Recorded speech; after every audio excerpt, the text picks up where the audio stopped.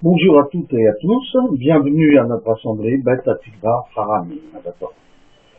Nous sommes très heureux de vous accueillir, vous savez maintenant, vous avez l'habitude que c'est une assemblée de maison. Alors, comme je dis à chaque fois, vous tous qui êtes fatigués et chargés, venez à cette réunion, à cette assemblée. Vous qui êtes rejetés des églises, vous qui ne trouvez pas la place où vous êtes bien, venez. Car là, ici, vous trouverez toujours une oreille compatissante et aucun jugement. Car nous sommes vraiment remplis d'amour et aussi nous comprenons bien des choses, nous comprenons bien des situations. Alors je vous le répète encore, bienvenue à cette assemblée de maison. Juive messianique, je précise. On va remettre quand même cette réunion avant toute chose dans les mains de notre Seigneur Yeshua Mashiach. Amen. Amen. Oh Seigneur Dieu, Dieu Tout-Puissant, Adonai Elohenu, toi qui as créé le ciel et la terre en 6 jours, et tu t'es reposé le 7e, nous déclarons jour de repos, jour de Shabbat. Merci Père, car tu nous connais avant la fondation du monde. Même tu nous connais le nombre de cheveux que nous avons sur la tête. Tu nous as aimés, comme je viens de dire. Tellement aimés que tu as donné ton propre Fils en rémission de nos péchés. Certes, Père, nous péchons d'une façon ou d'une autre, car l'esprit est bien disposé, mais la chair est faible. Alors tu dis que si nous confessons nos fautes, tu les pardonnes. Alors pardonne-nous, Père, si nous avons bronché d'un côté ou d'un autre. Merci, Père, car nous marchons sur cette voie royale qui mène à la liberté, à l'amour et au paradis. Merci Père, car tu vas être aux commandes. Tu vas prendre toute la place. Nous ne sommes que des canaux à ton service, que tu utilises quand tu veux et comme tu veux. Alors Père, merci de prendre toute la place et que toute la gloire te revienne par Jésus-Christ notre Seigneur, Yeshua Mashiach. Amen. Amen. Alors je voulais faire, avant de laisser la place à ma chère et tendre épouse, la prophétesse Marie-Madeleine Dufresne, un petit coucou, un lever de chapeau, tout d'abord au village où j'ai été au mois de février, qui nous redemande d'ailleurs d'y retourner. Alors excusez-moi si j'écorche les noms, mais ceux qui y sont, ils vont tout de suite se reconnaître. J'ai pris un papier, je ne vous cache pas, parce que c'est pas évident de prononcer tout. Alors, le village de Kododou, le village de Quinquin, le village de Cad, le village de Nianabei, le voyage de Dabou, et bien entendu Issia. Sans oublier la capitale de la Côte d'Ivoire, Abidjan, où j'ai été aussi à l'hôtel de la Cité Verte. Alors, bien entendu, je ne peux pas donner l'honneur au village sans faire un petit coucou à nos enfants spirituels. Alors, je ne peux pas tous les citer, mais je vais citer les mieux, qui nous ont donné vraiment beaucoup de satisfaction. Et le premier, c'est un pasteur. Le pasteur Samson Boulot, qui a donné que des satisfactions. Que quand on lui dit quelque chose, il le faisait sans discuter. Il a été béni. Il a été vraiment béni et ça continuera sa bénédiction.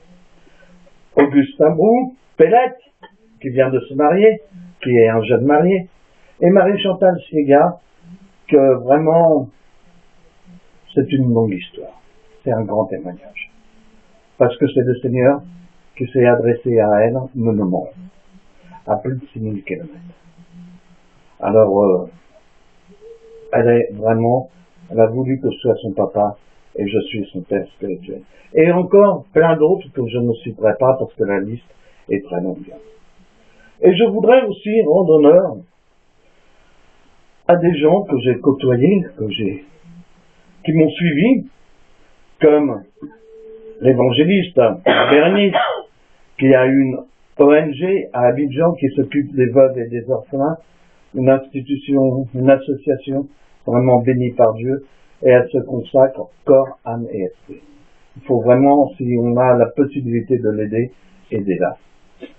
L'évangéliste Boza, qui prépare aussi le cahier des charges, notre agenda, notre programme du mois de février, parce qu'on y retourne. Le Seigneur nous appelle encore. Pour 3 mois. Pour 3 mois, pas 1 mois, 3 mois. Alors, nous saluons aussi le pasteur, bien entendu, Mathurin, l'évangéliste de Boza, je l'ai dit, je crois. Ah oui, et Didier. N'oublions pas Didier, qui a été mon aide de camp pendant 3 mois, de juillet à septembre 2013. Et Fatou, qui est une sœur aussi. Alors, comme personne, on va aussi citer la chantre Chantal. Il ne faut pas l'oublier. Et Fatou, la grande Fatou, qui me rendait visite à l'hôtel bien souvent, qui m'aidait, oui, qui m'aidait beaucoup. Alors voilà, tous ces gens-là, je veux leur dire merci, que le Seigneur les bénisse abondamment. Et maintenant, je vais laisser la plus belle part au repas. Vous allez vous régaler avec ma chère et tendre épouse. Ne dis pas le thème. Je dis pas le thème.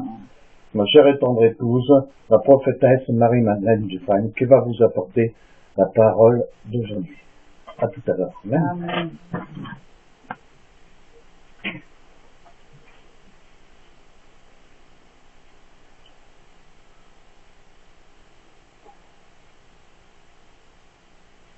Père éternel, Seigneur Dieu Tout-Puissant et Shaddai, nous sommes en plein Shabbat. C'est toi qui as décidé que ce jour serait saint, qui serait Kadosh, Kadosh, Kadosh, parce que tu as créé la terre, le monde, tout ce qui renferme, en 6 jours et 7e tu t'es reposé, et tu l'as déclaré Shabbat. Tu as donné cet ordre pour respecter le Shabbat, ce jour saint. Seigneur, aujourd'hui, c'est ta journée. C'est pour toi, Seigneur, aujourd'hui que nous sommes réunis devant ton trône de grâce et de gloire. Tu es notre rocher, notre forteresse. Tu es notre salut, notre conducteur. C'est toi, Seigneur, qui es venu sur cette terre. C'est toi, Seigneur, qui nous a envoyé ton esprit. Alors, Seigneur, reçois toute la gloire. Seigneur, prends toute la place. Que ce soit pas moi qui parle, mais que ce soit toi au travers de moi, Seigneur. Je me remets entre tes mains, Seigneur. Je m'efface complètement et je te laisse ta place, Seigneur. À toi revient tout l'honneur et toute la gloire, parce que tu es digne de louange. Au nom de Jésus-Christ de Nazareth, Yeshua HaMashiach. Amen. Amen. Je veux moi aussi rendre honneur à tous mes enfants spirituels de par le monde. Ils sont nombreux. Je ne vais pas faire la liste parce qu'elle serait un peu longue. Et le but aujourd'hui, c'est de vous apporter de la nourriture solide. Et cette nourriture, je pense, va vous édifier, va vous faire comprendre quelque chose que peut-être pas mal d'entre vous n'ont pas eu conscience jusqu'à présent. Je veux parler du Saint-Esprit. Nous allons voir qui est le Saint-Esprit, à quoi sert le Saint-Esprit et comment faire pour lui obéir. Le Saint-Esprit est un thème qui souvent est abordé, souvent, de plusieurs manières. On pourrait en parler pendant des jours et des jours et des jours, même des semaines, des mois, des années, parce que c'est un thème qui est absolument inépuisable. Alors je vais, à ma manière, ce que le Seigneur m'a mis sur le cœur, vous en faire part aujourd'hui. Nous allons d'abord commencer par lire Genèse, chapitre 1. Je vous dire, je demandais à l'apôtre Patrick Dufresne, que vous connaissez tous maintenant, de lire un passage. T'inquiète pas, c'est pas mis de côté pour la lecture. Genèse 1. Du verset 1 au 1 et 2. 1 et 2. Bon, je lis la parole de Dieu rétractée, et je précise ce que c'est la Bible, version 8 secondes. Au commencement, Dieu créa les cieux et la terre. La terre était informe et vide. Il y avait des ténèbres à la surface de l'abîme, et l'Esprit de Dieu se mouvait au-dessus des eaux. Amen. Amen. L'Esprit de Dieu. L'Esprit. Le terme Esprit traduit du mot hébreu Ruach, qui dans son sens premier signifie souffle, air ou vent. Yeshua utilise en effet l'image sensorielle du vent pour suggérer à Nicodème la nouveauté transcendante de celui qui est personnellement le souffle de Dieu, l'Esprit divin. C'est une commande de puissance. La Ruach est la partenaire de l'être humain pour recréer, guérir, surmonter son péché dans l'alliance et l'observance de la Torah. L'Esprit de Dieu, Ruach Elohim, l'Esprit du Seigneur, Ruach Yod-Heh-Vav-Heh, et l'Esprit de sainteté, Ruach HaKodesh. C'est un esprit de douceur, de patience, d'amour, de tendresse, de tolérance, d'indulgence et de consolation. Nous allons voir dans Ézéchiel 11, du verset 16 à 21, Joseph, si tu veux le lire.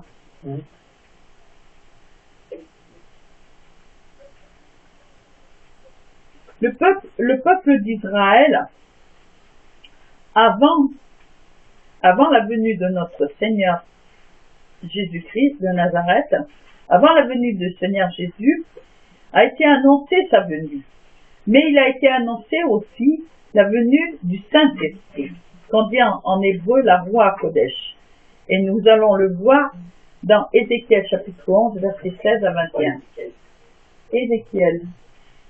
C'est après Jérémie, après Isaïe. Tu peux te lever, s'il te plaît? Après Isaïe, Jérémie, Ézéchiel, chapitre 11, du verset 16 à 21, parce qu'il faut reprendre un petit peu avant pour connaître l'histoire de ce qui s'est passé. Parce que le peuple d'Israël s'était beaucoup éloigné du Seigneur, et le Seigneur était très en colère. Donc il a envoyé un message par Ézéchiel, son prophète de l'époque. Ézéchiel chapitre 11, verset 16 à 21. C'est pourquoi dis-leur. C'est pourquoi tu diras, ainsi parle le Seigneur l'Éternel, si je les tiens éloignés parmi les nations, si je les ai dispersés en divers pays, je serai pour eux quelque temps un asile dans les pays où ils sont venus. C'est pourquoi tu diras, ainsi parle le Seigneur l'Éternel, je vous rassemblerai du milieu des peuples, je vous recueillerai des pays où vous êtes dispersés, et je vous donnerai la terre d'Israël. C'est là qu'ils iront, et ils en ôteront toutes les idoles et toutes les abominations. Je leur donnerai un même cœur, et je mettrai en vous un esprit nouveau. J'ôterai de leur corps le cœur de pierre, et je leur donnerai un cœur de chair, afin qu'ils suivent mes ordonnances et qu'ils observent mes pratiques, mes lois, et ils seront mon peuple et je serai leur Dieu.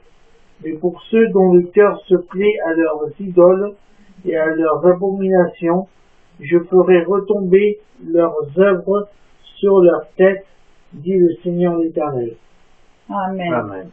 Comme vous pouvez le constater, dans ce passage, il est dit que le Seigneur est en colère parce que le peuple s'est détourné de lui et s'est attaché à des idoles. Donc il a dit au peuple d'Israël, je vous ai dispersés, c'est vrai, mais là où vous êtes, je suis avec vous. Mais ne vous inquiétez pas, je vais vous ramener sur la terre que je vous ai promise, sur la terre d'Israël, et vous allez être mon peuple, vous serez le peuple sur cette terre, et à ce moment-là, je mettrai en vous mon esprit. Il parlait de son esprit. Mais quand il disait ça, il annonçait en même temps la venue du Mashiach, la venue de Yeshua Mashiach, Jésus, celui qu'on appelle Jésus-Christ de Nazareth, qui est né donc à Nazareth. À Bethléem, pardon. Qui est venu pour les sauver eux premièrement. Mais en même temps, En même temps, il dit le Seigneur qu'il va envoyer son esprit. Son esprit qui justement va changer le cœur des êtres humains. C'est ce qu'il nous promet. Il a dit, j'ôterai le cœur de pierre hors de leur chair, dans une autre version, et je leur donnerai un cœur de chair. C'est-à-dire que tout ce qu'ils ont de mauvais en eux, il va leur permettre de changer à l'intérieur de leur cœur, pour qu'ils marchent dans ses statuts, dans ses ordonnances, dans ses lois. Mais ceux qui ne voudront pas, ceux qui refuseront de suivre ce que le Seigneur aura mis dans leur cœur, eh bien ceux-là, il va faire tomber sur leur tête toutes les peines que mérite leur conduite. Maintenant, nous allons voir dans Jean, chapitre 16, du verset 7 au verset 28. Là, c'est Jésus qui nous parle, Jésus lui-même. Je vais le lire. À moins que tu veuilles le lire? Oui, vas-y alors. Jean 16. Verset 7 à 28. Je lis donc la parole de Dieu avec respect. Cependant, je vous dis la vérité.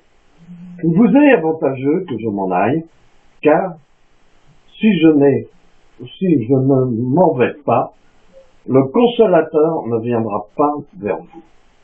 Mais si je m'en vais, je vous l'enverrai. Et quand il sera venu, il convaincra le monde en ce qui concerne le péché, la justice et le jugement. En ce qui concerne le péché, parce qu'il ne croit pas en moi. La justice, parce que je vais au Père et que vous ne me verrez plus. Le jugement, parce que le prince de ce monde est jugé. J'ai encore beaucoup de choses à vous dire, mais vous ne pouvez pas les porter maintenant. Quand le consolateur sera venu, l'Esprit de vérité, il vous conduira dans toute la vérité. Car il ne parlera pas de lui-même, mais il dira tout ce qu'il aura entendu, et il vous annoncera les choses à venir. Il me glorifiera, parce qu'il prendra ce qui est à moi, et vous l'annoncera. Tout ce que le Père est à moi, c'est pourquoi j'ai dit qu'il prend de ce qui est à moi, et qu'il vous l'annoncera aussi. Hein? 21. Pardon. 23. Au verset 28. Encore un peu de temps, et vous ne verrez plus. Et puis encore un peu de temps, et vous me verrez, parce que je vais au Père. Là-dessus, quelques-uns de ses disciples dirent entre eux, que signifie ce qu'il nous dit? Encore un peu de temps, et vous ne verrez plus. Et puis, encore un peu de temps, et vous me verrez. Et parce que je vais au Père. Il disait donc, que signifie ce qu'il dit? Encore un peu de temps, nous ne savons pas de quoi il parle. Jésus, sachant qu'il voulait l'interroger, leur dit, vous vous questionnez les uns les autres sur ce que j'ai dit. Encore un peu de temps et vous ne me verrez plus, et puis encore un peu de temps et vous me verrez. En vérité, je vous le dis, vous pleurez et vous lamenterez. Et le monde se réjouira. Vous serez dans la tristesse, mais votre tristesse se changera en joie. La femme, lorsqu'elle enfante, éprouve... Pardon. Amen. C'est jusqu'au verset 28. Voilà, je suis au 21. Oui, pardon. La femme, lorsqu'elle enfante... Non, pardon, c'était jusqu'au verset 15, et du verset 23 à 28. J'ai oublié de le faire. Ah, non, 23 alors à 28. on saute là. Voilà. Donc, au verset 23. 23 jusqu'au 28. En ce jour, vous ne m'interrogerez plus sur rien. En vérité, je vous le dis, que vous demanderez au Père, ce que vous demanderez au Père, il vous le donnera en mon nom. Jusqu'à présent, vous n'avez rien demandé en mon nom. Demandez et vous recevrez, afin que votre joie soit parfaite. Je vous dis ces choses en parabole. L'heure vient où je ne vous parlerai plus en parabole, mais où je vous parlerai ouvertement du Père. En ce jour, vous demanderez en mon nom, et je vous dis pas que je vous prierai le Père pour vous. Car le Père lui-même vous aime, parce que vous m'avez aimé et que vous avez cru que je suis sorti de Dieu. Je suis sorti du Père et je suis venu dans le monde maintenant. Je quitte le monde et je vais au Père. Amen. Amen. Si nous revenons dans Ézéchiel, au chapitre 11, versets 16 à 21, l'Éternel a promis qu'il allait envoyer son esprit sur toute chair. Il dit, je donnerai un cœur de chair à la place du cœur de pierre. Je transformerai leur cœur. En fait, il parlait de notre Seigneur Jésus. Parce que le Seigneur Jésus-Christ a dit, l'Esprit du Seigneur est sur moi. Et m'a oint pour apporter de bonnes nouvelles. C'est notre Seigneur Jésus-Christ qui est venu. L'Esprit du Seigneur était sur lui. Mais c'est lui qui était le Saint-Esprit. En fait, partout où il passait, il enseignait, il guérissait, il délivrait, il restaurait. Et il a dit, le Seigneur, que il est le chemin, la vérité et la vie. Nul ne vient au Père que par lui. Le Seigneur, Dieu le Père, a aimé à un tel point les êtres humains qu'il a décidé d'envoyer Jésus pour sauver l'humanité du péché. En envoyant Jésus, il a montré par là que son esprit étant sur lui, il allait pouvoir accomplir de grandes choses. Mais il a fait aussi une promesse, c'est qu'il allait envoyer son esprit sur toute chair. Sur toute chair. Le Seigneur Jésus, dans la prière sacerdotale, dit, leva les yeux, à partir du verset 1, c'est la prière sacerdotale, c'est tout Jean 17. Après avoir ainsi parlé, Jésus leva les yeux au ciel et dit, Père, l'heure est venue. Glorifie ton Fils, afin que ton Fils te glorifie. Selon que tu lui as donné pouvoir sur toute chair, afin qu'il accorde la vie éternelle à tous ceux que tu lui as donnés. Or, la vie éternelle, c'est qu'ils te connaissent, toi, le seul vrai Dieu, et celui que tu as envoyé, Jésus-Christ. Je t'ai glorifié sur la terre, j'ai achevé l'œuvre que tu m'as donné à faire, et maintenant, toi, Père, glorifie-moi auprès de toi-même, de la gloire que j'avais auprès de toi avant que le monde fût. N'oubliez pas que Jésus a dit qu'Abraham l'a vu. Donc Jésus était là avant la fondation du monde. Jésus était avec Dieu, avec le Saint-Esprit. L'Esprit de Dieu se mouvait à la surface des eaux. Rappelez-vous, l'Esprit de Dieu se mouvait à la surface des eaux. Et Jésus dit, j'ai fait connaître ton nom aux hommes que tu m'as donné du milieu du monde. Ils étaient à toi, tu me les as donnés et ils ont gardé ta parole. Maintenant, ils ont connu que tout ce que tu m'as donné vient de toi. Car je leur ai donné les paroles que tu m'as données, ils les ont reçues, et ils ont vraiment connu que je suis sorti de toi, et ils ont cru que tu m'as envoyé. C'est pour eux que je prie. Je ne prie pas pour le monde, mais pour ceux que tu m'as donnés, parce qu'ils sont à toi. Et tout ce qui est à moi est à toi, et ce qui est à toi est à moi, et je suis glorifié en eux. Je ne suis plus dans le monde, mais ils sont dans le monde, et je vais à toi. Père Saint, garde en ton nom ceux que tu m'as donnés, afin qu'ils soient un comme nous. Lorsque j'étais avec eux dans le monde, je les gardais en ton nom. J'ai gardé ceux que tu m'as donnés, et aucun d'eux ne s'est perdu, sinon le fils de perdition, afin que l'écriture fût accomplie. Et maintenant je vais à toi, et je dis ces choses dans le monde, afin qu'ils aient en eux ma joie parfaite. Je leur ai donné ta parole, et le monde les a haïs, parce qu'ils ne sont pas du monde, comme moi je ne suis pas du monde. Je ne te prie pas de les ôter du monde, mais de les préserver du mal. Ils ne sont pas du monde, comme moi je ne suis pas du monde. Pardon. Sanctifie-les par ta vérité. Ta parole est la vérité. Comme tu m'as envoyé dans le monde, je les ai aussi envoyés dans le monde. Et je me sanctifie moi-même pour eux, afin qu'eux aussi soient sanctifiés par la vérité.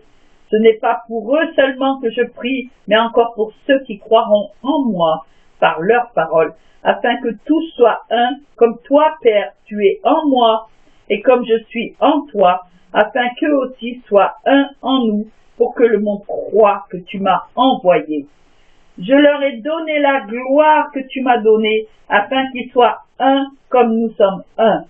Moi en eux et toi en moi, afin qu'ils soient parfaitement un, et que le monde connaisse que tu m'as envoyé, et que tu les as aimés comme tu m'as aimé. Père, je veux que là où je suis, ceux que tu m'as donnés soient aussi avec toi, afin qu'ils voient ma gloire, la gloire que tu m'as donnée, parce que tu m'as aimé avant la fondation du monde. Père juste, le monde ne t'a point connu, mais moi je t'ai connu, et ceux-ci ont connu que tu m'as envoyé. Je leur ai fait connaître ton nom, et je le leur ferai connaître, afin que l'amour dont tu m'as aimé soit en eux, et que je sois en eux. Amen.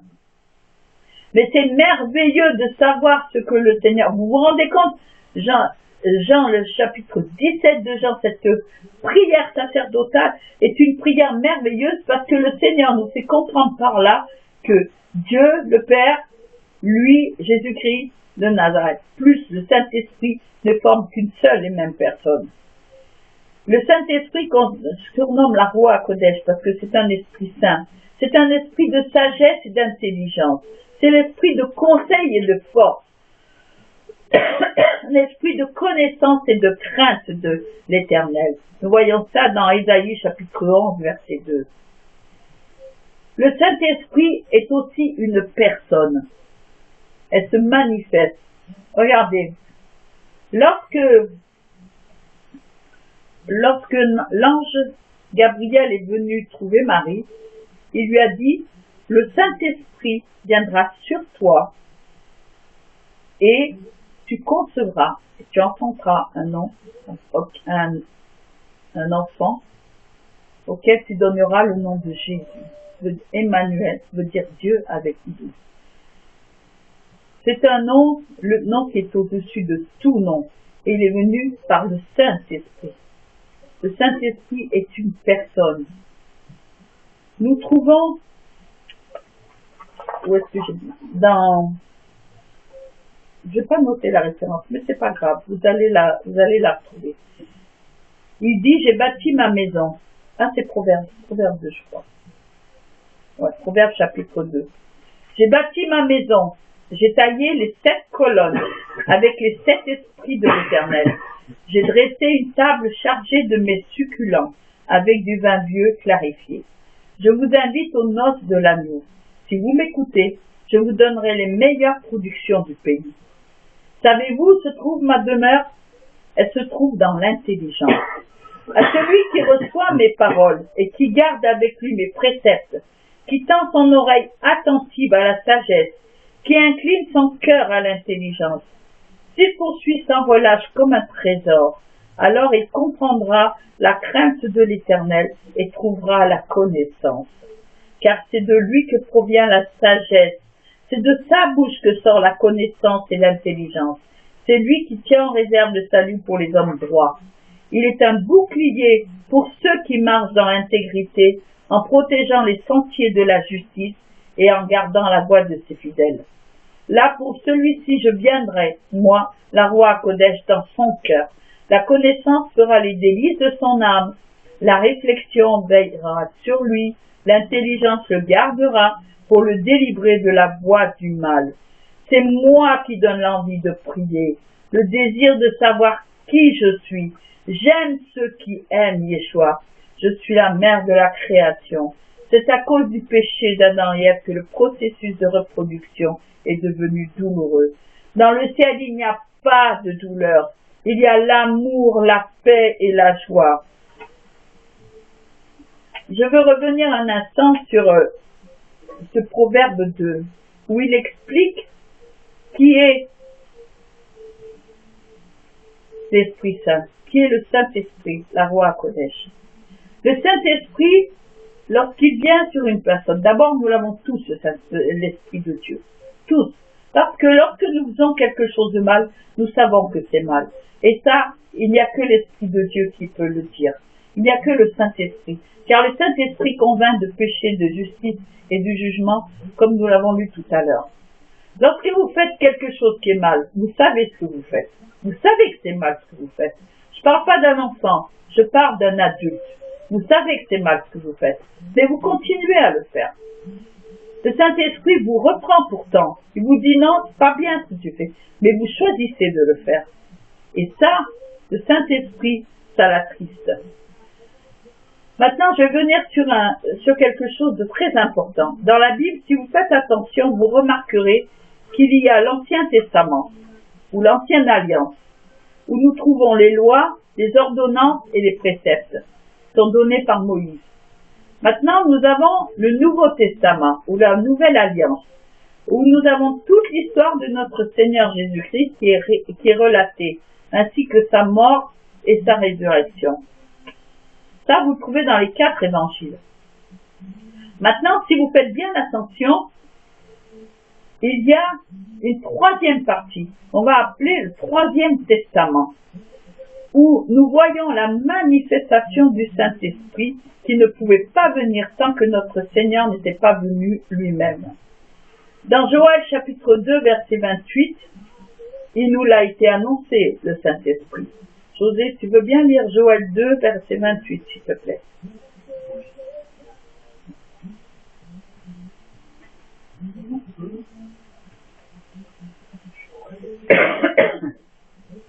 Chapitre 2, verset 28. Un petit prophète. C'est dans les prophètes Abdias, c'est ça. Tous les prophètes, pour ainsi dire, ont annoncé la venue de notre Seigneur. Mais dans Joël chapitre 2, verset 28, là nous voyons vraiment l'annonce du Saint-Esprit, l'annonce de la venue du Saint-Esprit pour tous les êtres humains, sans exception. Une fois que le Seigneur Jésus-Christ, car il a dit, est avantageux pour vous que je m'en aille, afin que ce que mon Père a promis puisse vous être donné. Alors, qu'est-ce qu'il a écrit dans Joël, chapitre 2, verset 28?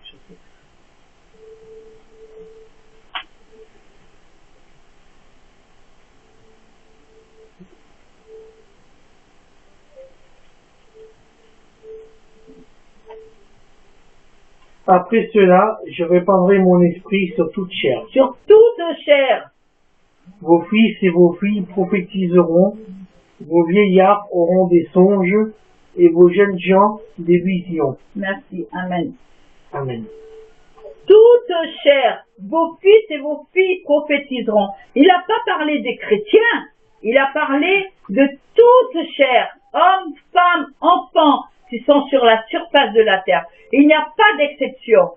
Il a répandu son esprit sur toute chair.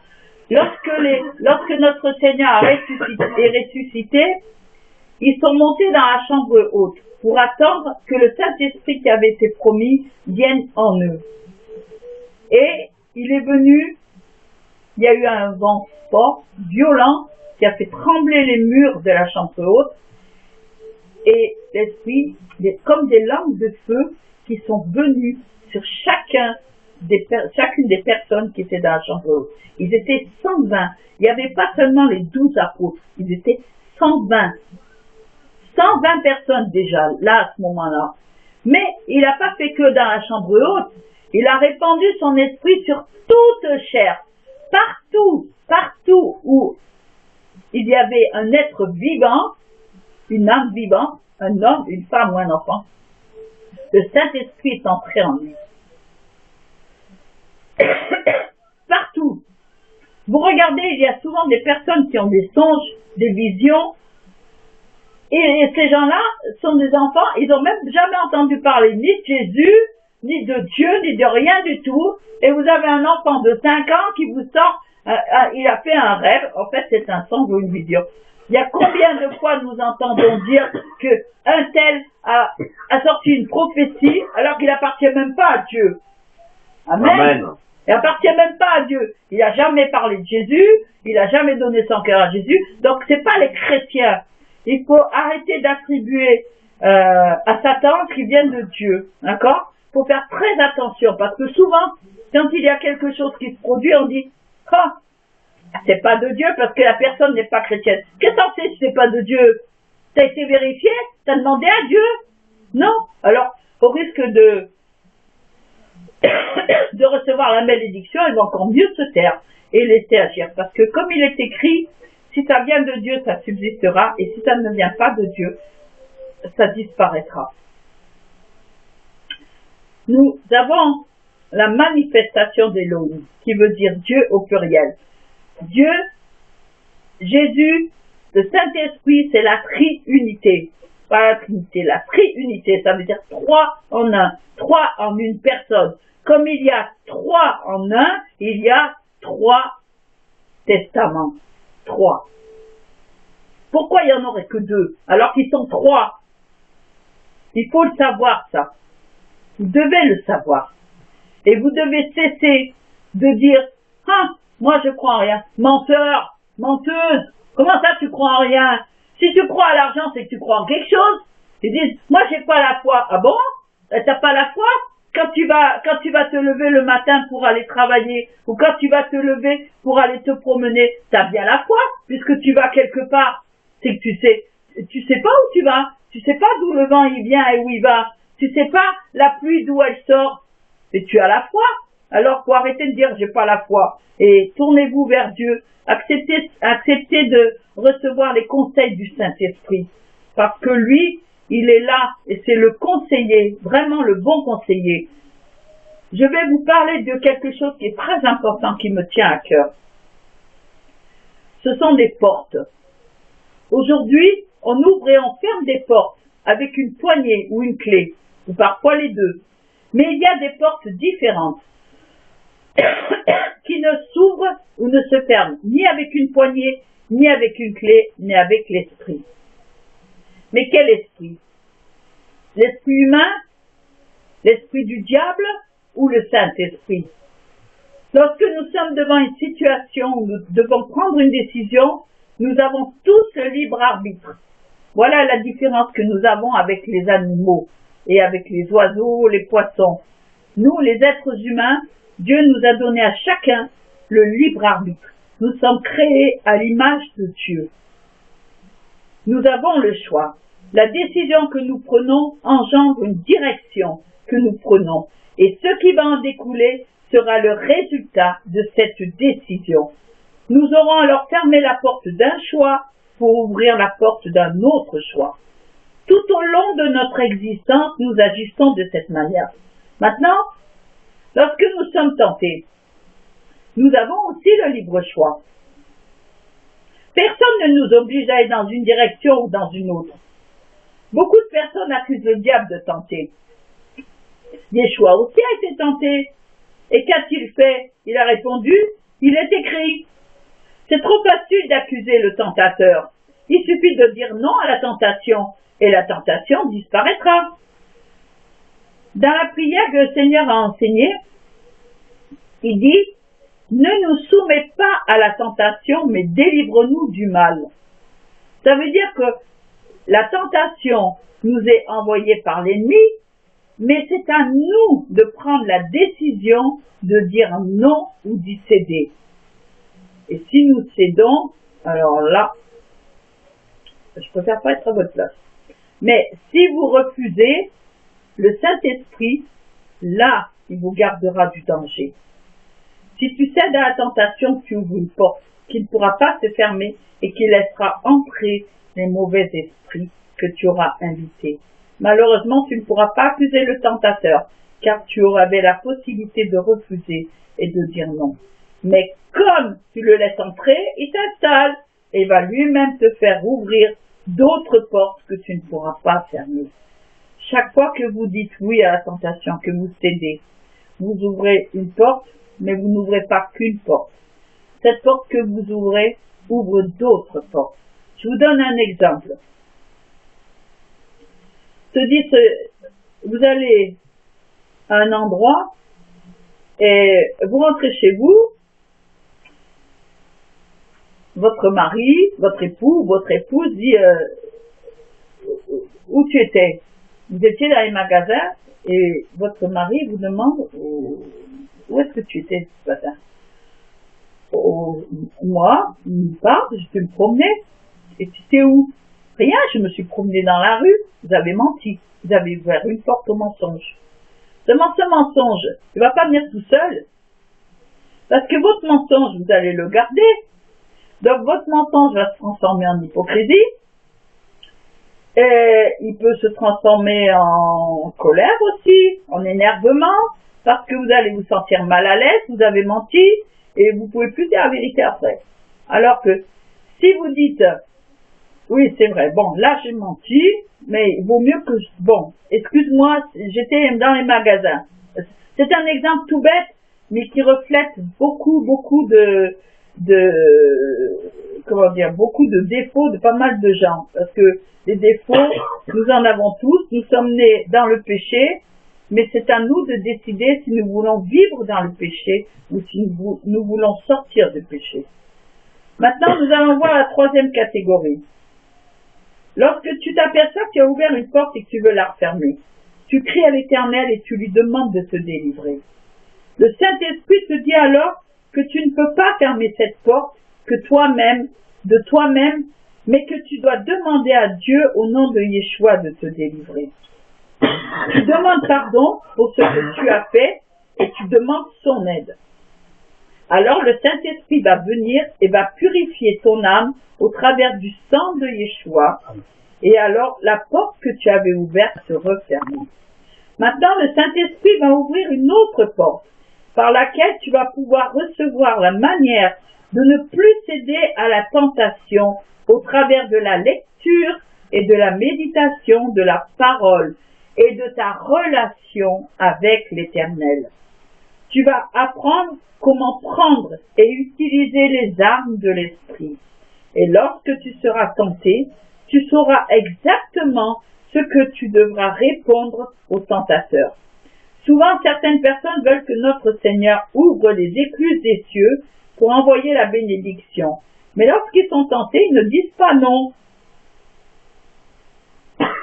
La dîme et les offrandes sont des moyens puissants pour ouvrir les portes. Mais le pardon envers les autres et surtout envers soi-même est aussi puissant pour ouvrir les portes de la bénédiction. Souvent, il est plus facile de pardonner aux autres que de se pardonner à soi-même. Pourquoi? Parce que il y a en chacun de nous un sentiment de culpabilité lorsque nous avons mal agi, lorsque nous avons blessé quelqu'un qui nous est cher. Et cette culpabilité que nous avons à l'intérieur de nous, je peux en parler en connaissance de cause parce que je l'ai vécu. Cette culpabilité ne vient pas de Dieu, elle vient du diable. Alors, à chaque fois, il va te rappeler ce que tu as fait. Il va te dire, là tu as mal agi, tu n'es pas digne de Dieu, tu n'es pas digne de Jésus. Comment tu veux que Jésus te pardonne après ce que tu as fait? Mais Jésus, il a versé son sang à la croix. Il a donné sa vie pour toi. Alors, quand ça arrive ça, qu'à l'intérieur de toi tu reçois ce genre de réflexion, tu réponds, non, Jésus m'a pardonné. Donc, moi je suis pardonné, donc je me pardonne.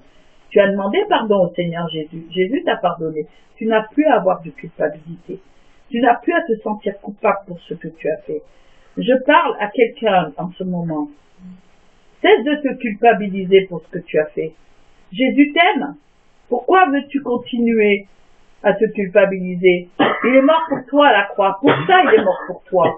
Alors, crois en son pardon. Crois en sa miséricorde. Tu sais, la miséricorde de Dieu est insondable. Son amour est tellement immense. Il use de patience envers nous. Et ses compassions se renouvellent chaque matin. Chaque fois que tu pèches, chaque fois que tu te rends compte que tu as mal agi, demande pardon. Demande pardon. Et le Seigneur qui est dans les cieux te pardonnera. Mais à une condition, c'est que tu n'aies plus envie de recommencer.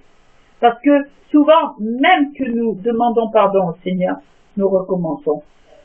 Je me souviens, plus menteuse que moi, je crois pas qu'il y en ait beaucoup, hein, avant d'appartenir au Seigneur. Le jour où j'ai donné ma vie à Jésus, ce jour-là, j'ai décidé que je ne mentirais plus. Mais si vous saviez combien de temps j'ai mis avant de plus mentir. Ça s'est pas fait du jour au lendemain. J'ai dû supplier Dieu de m'aider. Et à chaque fois, je disais, non, je ne mentirai pas, non, je ne mentirai pas.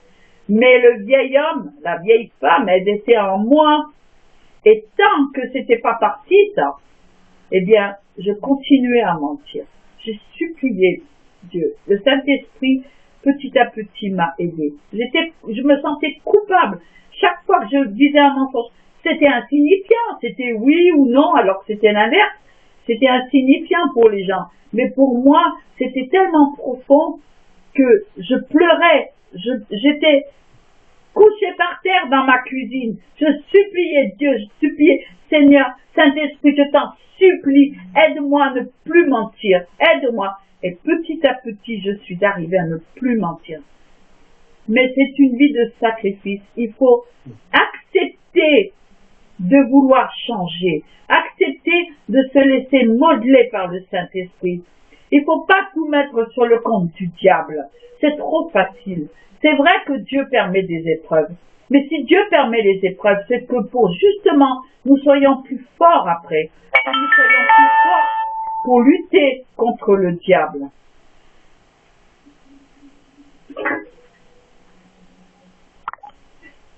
Il faut aller chercher le...